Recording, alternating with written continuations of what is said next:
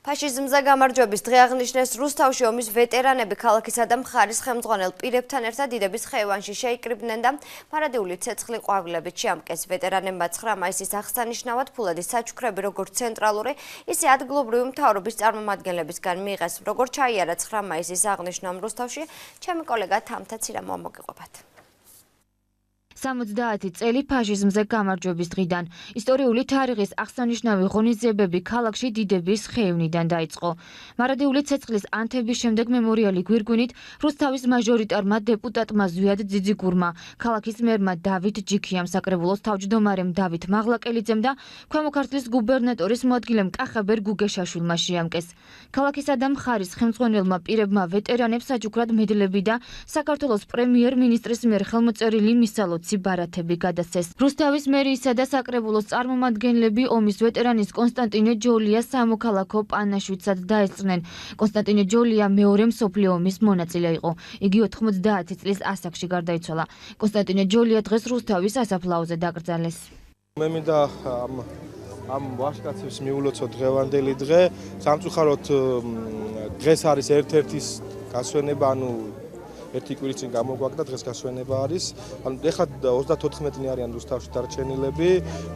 მე მინდა დღევანდელი დღე მათ მიულოცო და ვამბობ ხოლმე რომ მათ თავის საქართველოს მთლიანობისთვის გაწირეს თავი, იმიტომ რომ საფრთხე რეალური არსებობდა, საქართველოს ფაქტობრივად შემოსული იყვნენ და იმ საკუთარ კულტურას, საკუთარ ქვეყნის მთლიანობას მიუძღვის თავიანთ სიცოცხლე. მე ყველას ულოცავ ფაშიზმზე გამარჯვების 70 წლის თავს, არა მარტო ომის ვეტერანებს, არამედ ულოცავ ყველას, იმიტომ რომ ეს იყო საშინელი ბოროტება და საშინელი ბოროტების დამარცხებაში საქართველოს თავისი ძალიან მნიშვნელოვანი როლი ითამაშა. მინდა გითხრათ, რომ ყველაზე მეტი პროცენტულად საქართველოსდან დაიღუპა დიდ სამამულო ომში. ეს არიან ის კატეგორია ადამიანები, რომლებიც არიან ჩვენი წინა მეორე მსოფლიოს ისტორიის მემატიანენი. ამათ გვერდით დგომა ესეთი ყოველდღიური ურთიერთობა ჭირდება და ყოველდღიური დაფასება და გვერდით დგომა ჭირდება აუცილებლად. ეს ვფიქრობ ქალაქის სამწუხაროების მხრიდან იქნება აუცილებლად დაფასებული. სახელმწიფო ვეტერანის სამსახურის ქვემო ქართლის სამმართველოს უფროსის დავით გოჩიტაშვილის განცხადებით რუსთავში 34 ვეტერანია. მათგან უმრავლესობამ დღეს მარადიულ ცეცხლთან გამართულ ღონისძიებაზე დასწრება შეძლო. დიდების მემორიალთან უკვე შეკრებილი ხელმძღვანელი პირებისა და ვეტერანების განწყობაზე კი რუსთავის კამერული ორკესტრი და ფოლკლორული ანსამბლი მერუსთველი ზრუნავდა. თავის გურწნელად მინდა უსურვო ჯანმრთელობა, ბედნიერება და დიდხანს სიცოცხლე, იმიტომ ამათი წლოვანება უკვე ვიცით მოგეხსენება როგორ არის და მე მინდა რომ დიდხანს იყვნენ. ეს არის ყველაზე დიდი ამათი დღესასწაული. ამ ომმა უამრავი ხალხი შეიწირა, სამშობლოს ხალხი იბრძოდა აი სამშობლოსათვის, სამშობლოს დამოუკიდებლობისათვის. არავით არის შიში, არავით არის არ არჩიბოდა. ყველა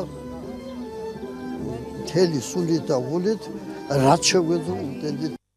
მერიისგან საჩუქრები მიიღეს იმ ვეტერანებმაც, რომლებმაც დიდების ხეივანში ჯანმრთელობის მდგომარეობის გამო მისვლა ვერ მოახერხეს. ქალაქისა და მხარის ხელმძღვანელი პირები მათ სახლში ესტუმრნენ და სპეციალურად მათთვის მომზადებული საჩუქრები პირადად გადასცეს. ეხლა ქალბატონთან მიმყოფებით გადაეცა პრემიერის საჩუქარი. გარდა ამისა, მიულოცეთ დღევანდელი დღე, თან ყოჩაღი ქალბატონია მფრინავი არის. ავიცი, ამის გადაკეთება რამოდენიმე ოჯახში მივალ და აუცილებელი და მნიშვნელოვანი ესეთი ყურადღება მივაქციოთ ამ ადამიანებს, იმიტომ რომ მათ საქართველოსთვისაც იბრძოლეს. ძალიან დიდი მადლობა, ძალიან დიდი ყურადღება გამოიჩინეთ, ისეთი რომ ყველას მადლიერება ეს ჩემი 90 წლის კაცი რომ დამიმშვენეთ. დღეს საქართველოს მასშტაბით ყველა ვეტერანს სახელმწიფოსგან 1000 ლარის ოდენობით თანხა გადაეცათ. ქალაქის მერიისგან კი რუსთავში მცხოვრებ ყველა ვეტერანს ანგარიშზე ფულადის საჩუქარი 100 ლარი დაერიცხათ.